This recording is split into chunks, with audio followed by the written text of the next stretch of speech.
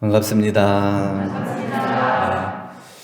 오늘 공부담과 경강을 해주신 두 분께 감사드립니다. 자기가 평소에 공부한 내용을 대중에게 이렇게 발표하는 것이 쉬운 일이 아닌데 또 용기 있게 발표해 주시고 내용을 잘 정리해서 발표해 주셔서 감사드립니다. 오늘은 설교 말씀으로 업으로 넘어진 나 법으로 일어섰나 제목을 정해서 말씀을 드리겠습니다. 제목만 들어도 무슨 얘기인지 아시겠죠? 네. 근데 어떻게 이제 표준을 잡고 공부해 나갈 것인가 하는 거 이제 말씀을 들으시고 또 한번 생각해 볼 수 있는 기회가 되면 좋겠습니다. 우리 화두 중에서 백척간두 진일보 이런 얘기가 있죠? 백척간두 진일보 이런 화두가 있는데 백척의 높은 장대 위에서 한 발을 내딛는다 이런 화두입니다. 백척이 높은 장대가 한 높이로 말하자면 한 100층 정도 될까요? 100층 정도 된다 그러면 아파트 100층 정도 된다 그러면 100층 높이에서 한 발을 내딛으면 어떻게 되겠어요? 떨어져서 뭐 온 몸이 부스러지고 결국 뭐 살 수 있는 사람은 얼마 없을 거예요. 근데 그것을 목숨을 잃을 것을 알면서도 용기 있게 한 발을 내디딜 수가 있겠는가? 그게 이제 화두예요. 그러면 이제 이게 그냥 용기 있게 내디딜 수 있겠는가? 이것만 생각하는 게 아니라 근데 백척간두라고 그랬으니까 백척이나 되는 높은 장대라고 그랬어요. 뭐가 그 100척이나 되는 높은 장대 위에 서 있는 것일까요? 저는 공부하다가 생각하니까 이 100척의 높이는 다른 게 아니고 나의 업이다. 내 업이 100척이나 높다. 그러니까 다른 사람이 쌓아준 게 아니고 내 스스로 쌓은 업의 높이가 100척이나 돼서 결국에는 그 100척이나 높은 장대 위에서 한 발을 내딛는다는 것은 내가 그동안에 지어왔던 모든 업을 용기 있게 한 발 내딛으면서 해결해 나갈 수 있는 그 마음의 힘을 얻을 수 있냐 없냐 여기에 초점을 맞추는 겁니다. 여러분은 몇 척이나 되십니까?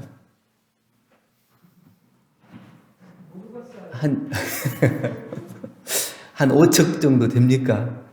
아니면 100척보다 더 높습니까?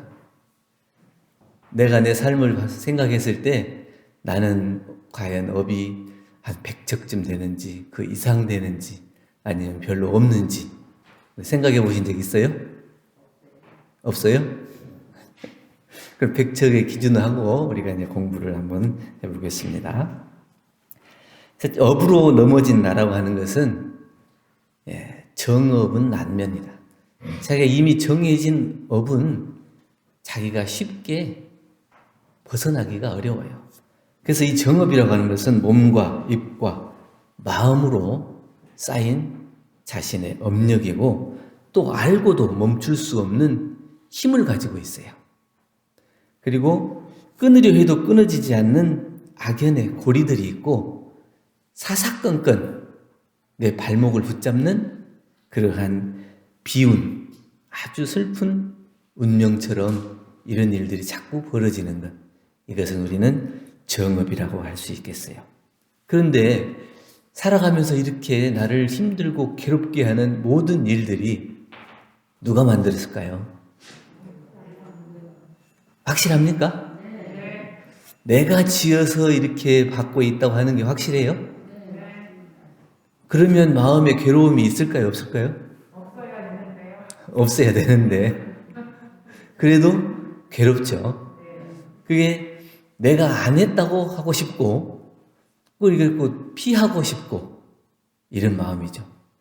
또 어쩌다가 내가 이렇게 지었을까 하는 후회도 생기고, 이런 것들이 다 내 마음을 힘들고 괴롭게 하는 겁니다. 오늘 법어 봉독하실 때 인과품 12장 봉독하셨는데 대종사님께서 복내정사에 계실 때 근처 산에서 포수가 산돼지를 잡는 것을 보시고 저 산돼지의 죽음을 보니 전날에 산돼지가 지은 바를 가히 알겠고 또 오늘 포수가 산돼지를 잡는 것을 보니 뒷날 포수가 당할 것을 가히 알겠도다 이렇게 말씀해 주셨는데 이 인과품 말씀은 그동안에 쭉 많은 예화로 내려오는데 어떤 예화냐 하면 어떤 나무꾼이 있었는데 이 나무꾼이 산에 가서 나무를 해서 이제 먹고 살아요. 그래서 항상 이제 산에 나무하러 가면 오랜 시간이 걸리기 때문에 점심을 이렇게 자기가 싸가지고 가요. 그래서 이제 배가 고프면 점심도 먹고 이렇게 또 일을 하고 이러는데 하루는 어떤 노인이 배가 고파가지고 거의 죽을 힘을 다해서 이렇게 겨우 와서 내가 배가 고파서 곧 죽게 생겼는데 먹을 게 있으면 좀 나눠주라. 이렇게 얘기를 하니까 이 나무꾼이 나도 이렇게 힘들게 일하고 겨우 이 주먹밥 하나 싸와서 먹어야 나도 일을 할 수 있는데 못 주겠다. 이래서 결국 그 먹을 걸 나눠주지 못하고 이 사람은 굶어서 죽었어요. 이 노인이 굶어 죽을 때 어떻게 생각했어요? 참 못된 사람이다. 조금만 나눠주면 내가 살 수 있을 텐데 그 안 좋은 마음을 가지고 생을 마감한 거죠. 그래서 어떻게든지 저 사람이 안 좋은 마음을 가지고 있었기 때문에 이 나무꾼이 하루는 또 나무를 열심히 하다가 목이 말라서 옹달샘에 가가지고 물을 먹는다고 머리를 숙여서 물을 마시려고 하는데 거기서 갑자기 독사가 나타나가지고 그 사람의 목을 물어서 이 사람이 또 죽게 돼요. 근데 이 독사가 또 이 산속에 살면서 왔다 갔다 하는데 어느 날 또 하루는 이 멧돼지가 먹이를 찾아. 그 산에서 돌아다니다가 이제 돌멩이 밑에 이제 먹을 것이 이제 있는가. 이런 것들 찾다가 돌멩이를 굴렸는데 산 밑으로 또록또록 굴러서 그 밑에 있던 뱀이 또 깔려 죽어요. 근데 또 이 멧돼지는 또 그 산중에 또 살다가 나중에 이제 또 포수한테 또 쫓겨서 계속 또 도망 다녀야 되는 이런 팔자고. 그래서 결국에는 포수한테 잡혀서 그 죽는 소리가 처량하고. 그래서 이게 뭐냐면 3세의 윤회 인과가 끊임없이 계속해서 되풀이되고 있는 거예요. 이것이 우리가 자기가 지은 정해진 업은 피할 수 없어요. 내가 그것을 꼭 피하려고 해서 피해지는 것도 아니고 내가 꼭 갚으려고 마음을 먹지 않는다 하더라도 자연 중에 은연 중에 그것이 서로 되풀이되는 인과의 원리로서 서로 있어지는 거예요. 업이라고 하는 것은 꼭 갚아야지 하는 마음이 없다고 하더라도 우연자연하게 인과의 결과가 나타나게 되는 겁니다.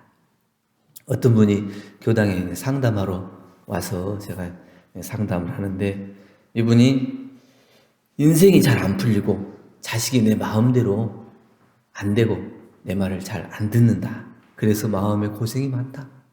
이렇게 얘기를 하고 그동안에 어떻게 살아왔습니까? 얘기를 듣다 보니까 그 전에 자기 선조 때부터 얘기를 이제 하게 되는 거예요. 자기 이제 할아버지가 이제 한량으로 살아요. 한량으로 사니까 얼마나 그 할머니가 마음이 괴롭게 살았겠어요. 그러니까 이 할머니는 자기 이제 자기 아들에게 이분으로 말하면 이제 아버지죠. 자기 아들에게 야 너는 그렇게 살면 안 된다고 어려서부터 계속 그렇게 가정을 잘 지켜라 이렇게 한 거예요. 그러니까 이 아들은 어머니에게 어려서부터 계속 그 얘기를 들었기 때문에 가정을 잘 지키는 것이 잘 사는 것이다 하는 것이 마음속에 자리를 잡았어요. 어쩌든지 자기는 가정을 잘 지키기 위해서 가정에 최선을 다해요. 그러다 보니까 자기 부인이 힘들어. 너무 구속이 돼. 너무 옳게 정당하게 이렇게 살다 보니까 이것은 하면 안 돼, 저것은 안 돼, 이렇게 안 돼 하는 것들이 너무 많아요. 그러다 보니까 이 부인이 나중에는 거기에서 못 견디고 답답하게 못 견뎌서 결국에 또 바람이 나서 밖으로 나가요. 그러니까 이제 또 어떻게 그것을 보면 이분의 이제 남편이죠. 그 아들이 보고 자기 어머니가 그렇게 또 밖으로 도는 것을 보고 내가 그렇게 여자가 밖으로 돌면은 가정이 평화롭지 못하다 하는 것을 알아서 또 이분은 자기 부인에게 그 아들은 부인에게 또 그렇게 가정을 철저히 지키도록 단속을 또 하는 거예요. 그렇게 답답하게 살다 보니까 또 자식들, 자기 아들에게는 너는 또 그렇게 살면 안 된다. 그게 가두고 풀고 가두고 풀고 이게 계속해서 반복되면서 자기의 인생, 자기의 삶을 살아야 되는데 자기의 삶을 살지 않고 내 옆에 있는 사람이 어떻게 사느냐에 따라서 내 삶이 달라진다고 하는 것으로 그 잘못된 길을 선택해서 계속 그게 되풀이 되는 거예요. 그러다 보니까 이제는 이 상담하러 오신 분이 자기 아들이 자기 마음대로 되지 않는다. 이렇게 이걸로 고민을 하는 거예요. 여러분들도 다 자녀들이 있으실 텐데 내 마음대로 되는 자녀들이 있어요? 내 마음대로 따라주고 내 마음대로 하는 자녀들은 그렇게 많지 않을 거예요. 그래서 또 특별히 효성이 있고 부모에게 효도하는 자녀는 그 부모의 말씀을 따르지만 100% 못 따르는 거죠. 그래서 그 사람은 그 사람의 인생이 있고 나는 나의 인생이 있는데 내 인생대로 자녀를 그렇게 살라고 하는 것은 맞지가 않는 거죠. 누구 때문에 마음이 괴로울까? 누구 때문에 힘들까? 자신이 지나온 역사로 인해서 스스로 구속되고 괴로운 거예요. 내가 살아오면서 그 스스로 살아오는 과정을 통해서 내가 이것은 이렇게 되면 안 되겠다. 이것은 이렇게 하지 말아야지.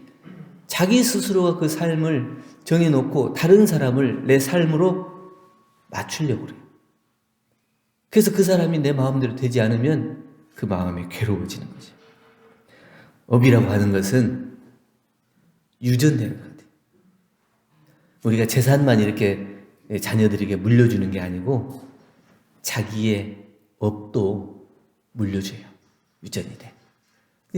그 부모들의 사는 삶을 통해서 자녀가 사는 것도 많이 닮아 있더라고요. 그래서 부모의 삶을 통해서 괴로운 삶이 그 자녀들에게 또 그 괴로움이 또 되풀이되고 이어져서 그 삶이 밝게 이어지지 못하는 것은 그 힘든 어변이 그 자녀에게 또 되풀이되는 유전이 되기 때문에 그 업의 유전을 누가 끊어야 돼요? 내가 끊어요. 내가 끊어서 내 자녀에게 그 업을 물려주지 않아야 되겠다는 그 마음의 힘을 쌓아야 되는 거예요. 내가 이렇게 힘들고 괴로워 내 정해진 업으로 인해서 내가 이렇게 힘들고 괴로운데 내가 여기에서 이 고리를 끊지 못하면 내 자녀에게 또 다시 업의 유전이 돼서 좋은 것은 물려주지 못할 망정 내 힘들고 괴로운 업을 유전해 줄 것이냐 이렇게 생각해서 마음에 힘을 기르고 닦아야 됩니다. 우리가 자기가 지어놓은 것에 대해서는 피하려고 해도 피하기 어려워요. 우리 이제 간사 때 이제 한문 공부도 하고 그러거든요. 근데 교무님한테 아침마다 이렇게 공사하고 그러면서 이제 명심보감도 읽고 자격문도 공부하고 이렇게 하는데 명심보감에 보면 그런 대목이 있습니다. 천망이 회회하여 소위 불르다. 이 하늘의 그늘이라고 하는 것은 넓고 넓어요. 그래서 보이지 않잖아요. 하늘 보면은 뭐 그물망이 쳐져 있다고 그러는데 보입니까? 안 보여요. 그런데 결코 빠져나갈 수 없어요. 새지가 않는다고. 그물이 아주 촘촘해야 작은 고기라도 이렇게 잡을 수 있는데 그물이 아주 넓고 넓어요. 이 진리의 그물, 하늘의 그물이라고 하는 것은. 근데 자기가 지은 것은 결코 빠져나가지 않는 그러한 그물로 되어 있다. 나에게 찾아온 업을 피하려고 해서는 안 돼요. 자기가 만약에 지어서 받는 업이라고 그것을 확실하게 알았다면 그것을 달게 받을 수 있는 감수불부하는 그런 마음이 돼야 돼. 내가 지금 이것을 피해서 돌아가면 피할 수 있다고 생각되면 피하기도 하겠지만 이 하늘의 그물이 넓지만 빠져나갈 수 없는 것처럼 자기가 지어놓은 업의 결과는 피한다고 해도 피할 수가 없어요. 만약에 지금 당장은 피한다 해도 그것이 나중에는 플러스 돼가지고 다시 나한테 돌아와요. 지금 받으시겠습니까? 아니면 보태서 받으시겠습니까? 지금 받는 거예요. 지금도 힘든데 보태서 받으라고 그러면 더 힘들 거 아니에요. 지금 받으시겠어요? 보태서 받으시겠어요? 네. 자기가 지어놓은 것은 자기가 받는 그 마음의 힘을 길러야 돼요. 지금 만나지 않으면 나중에 더 큰 업으로 돌아와서 더 나를 힘들고 괴롭게 할 수가 있다. 그래서 받아야 할 업이라면 기꺼이 받을 수 있어야 하고, 넘어질 때는 확실하게 이렇게 넘어져 버려야 돼요. 우리가 자전거 타고 자전거 배우고 그럴 때도 보면 비틀비틀 하다가 넘어질 것 같은데 안 넘어지려고 이렇게 버티다가 보면 더 많이 다쳐요. 넘어질 때는 확실하게 확 넘어져고 굴러버려야 돼요. 그러면 오히려 덜 다치거든요. 이게 자기가 받아야 될 업이라고 생각하면 그것을 달게 받아버리면 지나가는데, 그것을 받지 않기 위해서 요리조리 요령을 부리고 머리를 쓰다 보면은 오히려 더 큰 화가 다가온다. 그렇지만 우리가 넘어질 수는 있어도 좌절을 하면 안 돼요. 내가 이렇게 받아야 될 업을 달게 받고 다시 갚지 않는 이 마음의 힘을 기르는 것이 중요하지, 내가 너무 힘들다, 괴롭다 그러면서 받기는 받는데 그것이 이제 나는 안 돼, 내가 지은 업보가 너무 커, 이래서 그 자리에서 앉아서 좌절해가지고 더 그것을 극복하려고 하는 노력이 없어서는 안 돼요. 우리가 요훈품 12장 말씀에도 희망이 끊어진 사람은 육신은 살았으나 마음은 죽은 사람이다. 만약 우리가 살도음이라고 큰 중죄를 지었다 해도 희망의 끈을 놓지 않으면 그것을 벗어날 수 있는 기약이 있지만, 육신은 살아있지만 마음이 이미 죽어버리고 희망을 갖지 않아요. 희망을 놓아버리는 순간 그 사람은 더 이상 발전할 수 없고 진급할 수 있는 기회마저도 잃게 되는 거죠. 그래서 정해진 업은 우리가 달게 받되, 지금 여기에서 다시 희망을 찾아서 내 새로운 복을 지을 수 있는 기원으로 삼는 것이 중요하다. 그래서 우리는 늘 살펴주시는 스승님과 또 불보살들이 계시고, 또 가까운 가족과 친척이 있어서 늘 힘을 밀어주는 고마운 분들이 계시잖아요. 내가 그 마음의 힘을 얻는 데 있어서 내가 혼자 힘으로 하기는 어렵죠. 내 불보살들과 또 대종사님과 같은 이 스승님들 계시고, 내가 가까운 인연들이 늘 나를 좌우해서 호위해주고 또 기운을 밀어주고 기도해주는 이러한 은혜가 있기 때문에 내가 결코 희망을 놓아서는 안 됩니다. 두 번째는 법으로 일어선 나. 이는 천업을 돌파한다 그랬죠.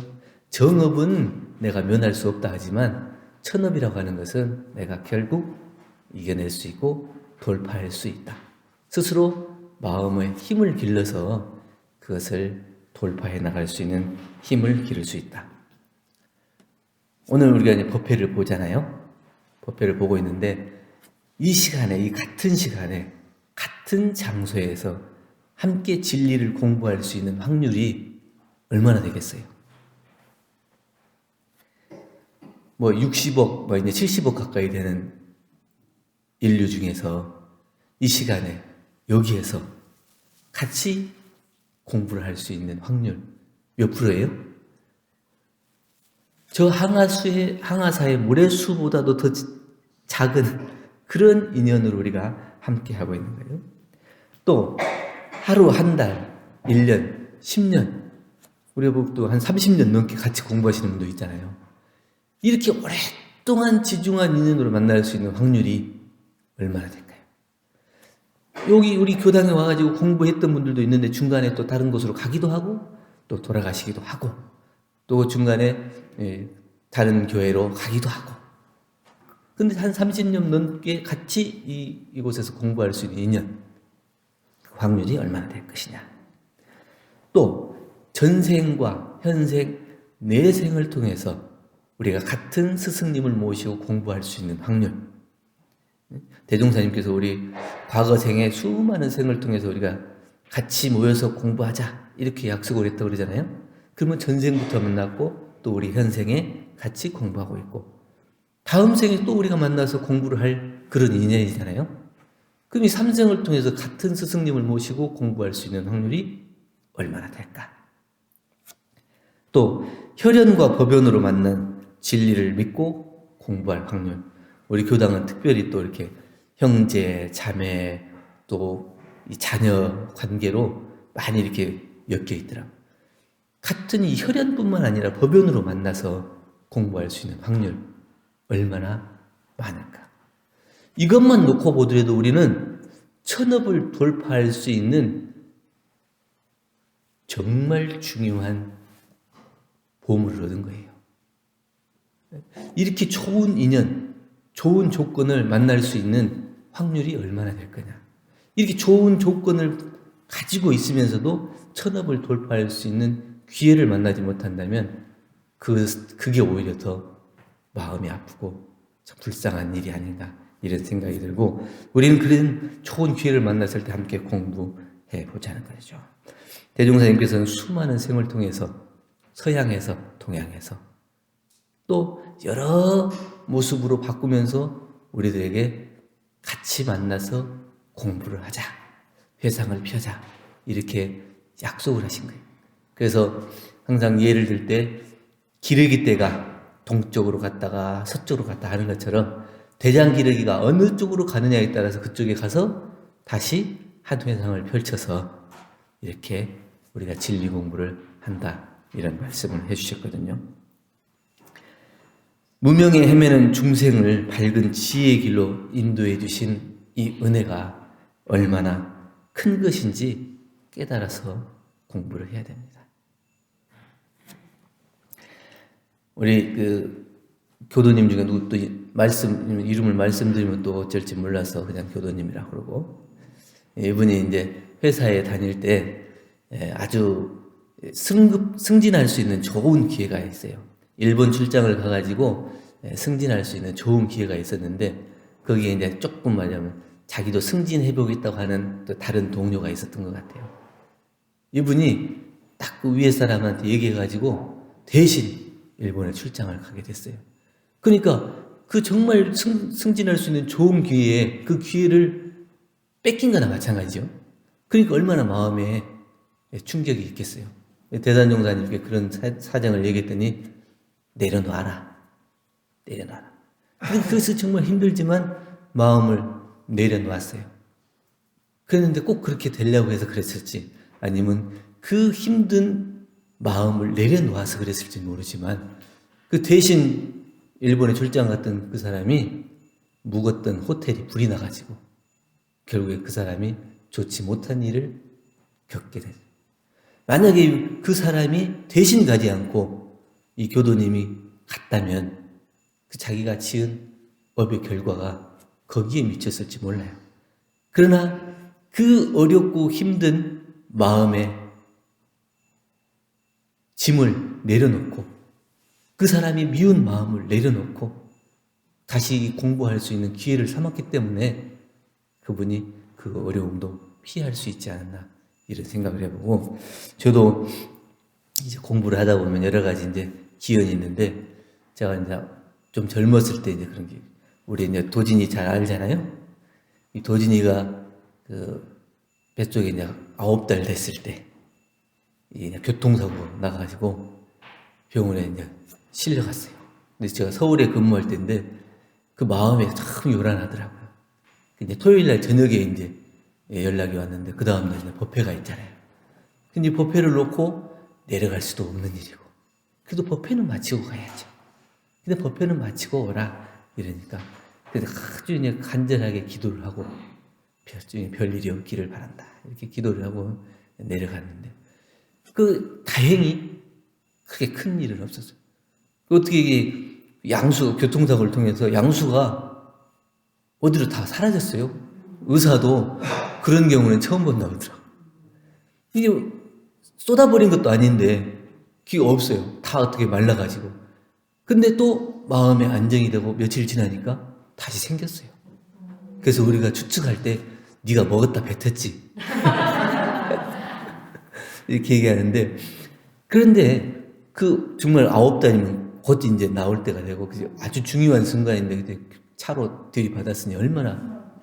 그래서 마음에, 근데 다른 차로 밀었던 사람이 이제 원대 여학생이었는데, 그 마음에 미운 생각이 날 법도 한데, 그 미운 생각이 안 나더라고요.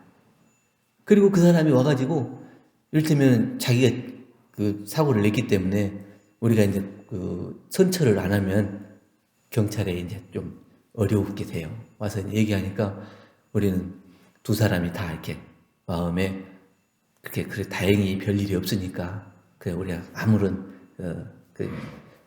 뭘 이렇게 요구하지 않겠다. 그리고 그냥 돌려보냈거든요. 근데 그 마음이 어떻게 생겼겠어요? 너 때문에 죽을 뻔했잖아. 내가 잘못될 수도 있을 뻔했잖아. 아주 고약하다. 이래서 그걸 나쁜 마음을 먹었으면 그 학생이 또 안 좋은 결과를 얻을 수도 있겠죠. 그런데 그 마음에 그것이 없다는 것은 그래도 우리가 이 진리를 통해서 진리를 믿고 실천하는 그 마음이 있었기 때문에 그런 결과가 있지 않았을까. 그러면 이 법을 세워야 자기가 받게 되는 많은 일들을 돌파해 나갈 수가 있는데 우리가 진리를 믿고 이게 소중한 기회를 만났음에도 불구하고 그 법을 바로 세우지 못한다면 천업이라도 돌파할 수 있는 기회를 만나기가 어렵다는 거예요. 예전에 이제 송강사에 강주 스님이 계셨대요. 이번에 이제 경전을 이제 막 이제 들어온 스님들한테 이제 해석해주고 가르쳐주고 하는 이 스님을 강주 스님 이렇게 얘기하는데 이 절에 하루는 어떤 총각이 들어왔는데 약간 좀 모질한 총각이에요. 근데 이 총각이 절에 오자마자 그냥 배가 고프니까 먹을 걸 주시오 그냥 때를 부리대요. 그래서 먹을 걸 줬어요. 그랬더니 이제는 나 여기서 살겠어. 거기 주저앉아가지고 살겠다는데 어떻게 해요? 그러니까 그러면 허드렛 일이라도 하고 좀 부족하니까 이게 큰 일도 못하고 그러니까 허드렛 일이라도 좀 하고 그러면 있어라 이렇게 하는데 이 청년은 이제 좀 부족하니까 늘 허허 이렇게 누가 뭐 나쁜 얘기를 해도 밉다고 해도 뭐 힘든 일을 시켜도 그냥 허허 이렇게 그렇게 살아가는 거예요. 그러니까 이제 절에 있는 스님들이 다 좀 모자란 애다 이렇게 생각하고 살아가고 있는데 하루는 이 강주 스님이 이제 식사를 하고 산에 이렇게 올라가서 이제 산책을 하느라고 산에 올라가는데 갑자기 이제 비가 쏟아져가지고 그 비를 쫄딱 맞고 독감이 걸렸어요. 독감이 걸려가지고 이제 끙끙 앓고 있어요. 그러다가 한 3일 정도 앓다가 아마 잠깐 이게 목숨이 끊어졌었던 것 같아요. 그러니까 자기가 딱 보니까 자기 이제 송강사 내려가다 보면 일주문 있잖아요. 절 입구에 들어가는 일주문 쪽으로 이렇게 내려가는데 거기서 하늘에서 이 선녀들이 이렇게 쭉 내려오면서 오색 구름이 이렇게 쭉 다리를 놔주더래요. 그러니까 이 스님이 생각할 때, 야, 내가 그동안에 열심히 수행 정진했더니 참 하늘에서 이 천상에서 나를 맞이하려고 그런가 보다. 그래서 오색 구름을 타고 이렇게 중간쯤 갔는데 누가 고함을 빡 치더래. 쫙! 그러니까 깜짝 놀라가지고 다시 떨어졌어요. 그래갖고 눈을 떠보니까 옆에 그 총각이 좀 부족한 총각이 평소처럼 또 실실 웃고 있는 거예요. 그러니까 가만히 생각해 보니까 이게 얘가 아무도 없으니까 얘가 고함을 지른 것 같다. 내가 다행히 공부해가지고 저 천상에 가려고 참 기분 좋게 올라가고 있는데 네가 소리를 질러갖고 내가 못 갔다. 이런 미운 생각이 나니까 얘를 그냥 몽둥이를 찾아가지고 쫓아서 가는 거예요. 그리고 어찌든 이 몽둥이를 두드려 펴려고 가니까 뭐 실실 웃으면서 또 계속 도망가요. 그러니 일주문까지 갔어. 일주문까지 가더니 딱 멈추더래. 야, 열심히 도망가더니 갑자기 왜 멈추냐? 그러더니 이렇게 위를 하늘 쪽을 이렇게 가르치는 거예요. 그러니까 가다 자기도 이렇게 하늘을 쳐다봐. 그랬더니 이 총각이 또 나무 위로 올라가요. 올라가서 보니까 이게 새집이 있어서 새집에서 이렇게 손을 뻗어서 이렇게 냈는데 거기에 뭐 알을 하나 꺼내가지고 내려와서 손을 내밀더래. 이놈 자식, 나를 이렇게 좋은 길로 못 가게 하더니 갑자기 무슨 새 알을 꺼내가지고 어쩌자는 거냐. 이게 또 받았어요. 받아서 보니까 그 새 알이 고라색 있어. 고라 있는데 그 새 알을 보니까 그게 오색 색깔로 되어 있는 알인데 고라 있는 거예요. 근데 그걸 보는 순간에 자기가 깨침이 왔죠. 그게 자기가 공부를 열심히 해가지고 천상세계로 선녀들이 마중 와서 갔다고 생각을 했는데 사실은 뭐예요? 그 수라보를 받는 그 조류 새로 태어날 수 있는 그렇게 그때 이 총각이 고함을 질러서 다행히 그 새 몸을 받지 않게 끊어준 거예요. 근데 그것을 깨닫고 나서 나중에 이제 방에 들어와가지고 이제 아프다가 일어났으니까 다시 이제 누워서 기력을 회복하고 생각해 보니까 그 총각이 그런 인연인 것 같아서 찾아봐요. 그랬더니 아침에 나가서 산으로 가더니 그다음부터는 안 나타나더래요. 그럼 뭐예요? 이 총각은 이 스님을 구제하고 제도해 주러 온 불보살인 거죠. 근데 그것을 우리는 모르죠. 이 수많은 인연들이 우리가 살아가고 있는데 그냥 나타나 있는 현상만 보고 나타나 있는 모습만 보고 그것을 좋다, 안 좋다 이렇게 평가할 수도 없는 거예요. 보이게 보이지 않게 수많은 불보살들이 스승들이 우리를 좋은 길로 안내하기 위해서 수많은 노력을 하시는 거예요. 이 스님은 그동안 스님이 돼갖고 공부를 한다고 했는데 내가 형식적인 공부를 했구나. 다른 사람들한테 보여주는 공부. 그래서 내가 뭐 경을 잘 해석한다. 이렇게 자랑 삼아 한다든지 이게 다른 사람에게 보여주고 나타내기 위한 공부를 했지 진실된 공부는 못한 거구나. 근데 이것을 깨우쳐주기 위해서 그 보살이 다녀갔구나. 만약에 그 보살이 안 왔으면 어떻게 해요? 새의 몸을 받아서 그 육도윤회 또 강급을 해서 살아갈 수밖에 없지 않았나 그런 생각하고 그 뒤로는 이 스님이 정말 진실된 공부를 했다고 합니다. 스승님이 계시고 법이 있다고 하지만 내가 스스로 법을 세우지 않으면 앞길은 캄캄할 수밖에 없어요.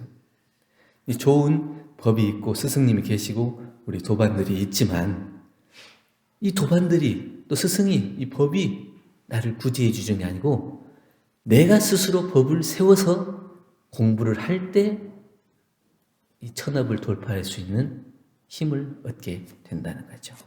그래서 우리가 이제 이 정업도 그러고 천업도 그러고 이 길을 알면 바로 갈 수 있죠.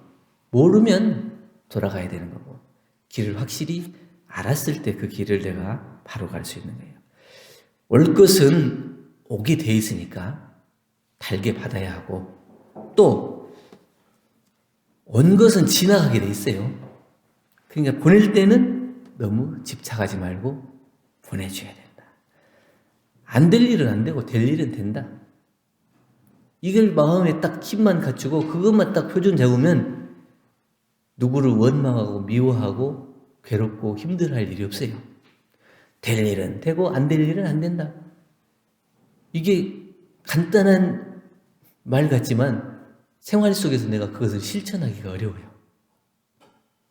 이 정업은 난면이고 감수불부하고 천업은 내가 스스로 돌파해서 법을 확실히 세워서 내 스스로가 그 진리의 길 접어들어서 그걸 수행할 때 우리는 정업, 난면을 또 천업 돌파하는 이 인과의 이치를 확실하게 깨쳐서 이 공부를 할 수 있다.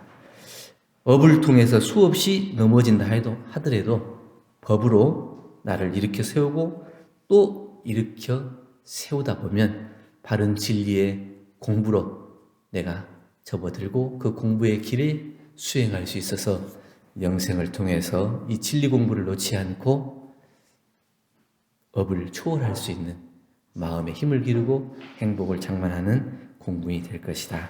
이런 말씀을 드리고 오늘 말씀을 드렸습니다. 백척의 높은 나무 위에 서서 괴로워하십니까?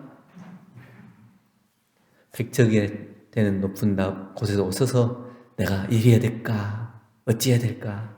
고민하고 계십니까? 아니요. 오늘 말씀을 듣고 내 업을 얼마나 낮추셨습니까? 네. 이제 한 발 자신 있게 내디딜 수 있겠습니까? 네.